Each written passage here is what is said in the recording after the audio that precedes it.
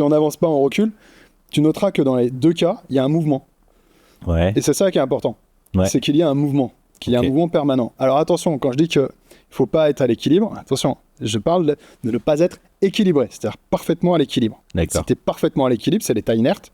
Donc là, il n'y a plus de mouvement, que tu avances ou que tu recules, peu importe. Mhm. Il n'y a plus de mouvement. Là, c'est pas bon. Ok. En revanche, il faut être dans ce qu'on appelle un équilibre instable.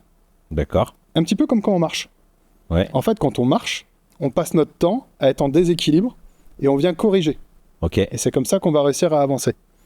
Donc, ça va être de fluctuer entre des seuils.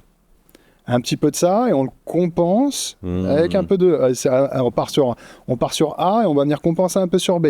Qu'on va venir surcompenser par A et on va recompenser par B. Tu vois, et là, pour le coup, tu as un équilibre instable. D'accord. Et c'est ça qui va être important. Si par contre tu déséquilibres trop, essaye de marcher en te penchant complètement sur la gauche, trop, tu vas te prendre une vôtre. D'accord. Et donc c'est plutôt cette recherche de l'équilibre instable qui va être important.